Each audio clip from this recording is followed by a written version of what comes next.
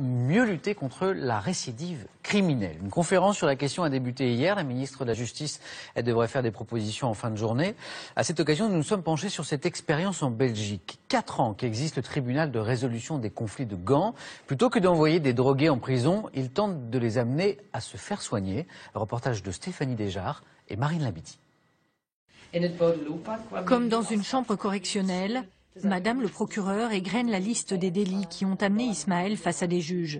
Agression, possession et revente de drogue. Combien de drogue consommez-vous tous les jours? Vous en consommez dès le réveil? Oui, monsieur. À la différence de toute autre juridiction, 2 travailleurs sociaux spécialistes des problèmes d'addiction assistent à toutes les audiences. Car ceux qui comparaissent ici ont généralement un long parcours délinquant lié à leurs problèmes de drogue.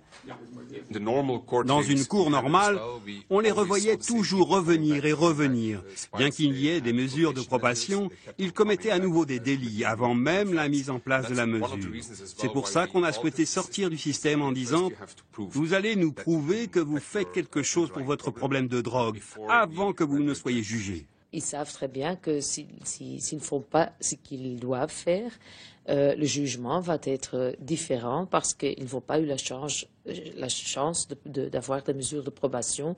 Se désintoxiquer en échange d'une peine plus légère, peut-être même éviter la prison, aux délinquants de choisir. Ismaël accepte de se soigner. La prise en charge est immédiate.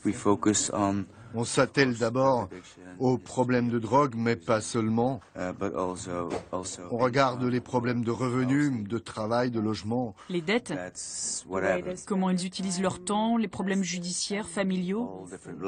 Tous les aspects de la vie, en fait. On leur demande qu'est-ce qu'il vous faut faire pour vous tenir en dehors des problèmes.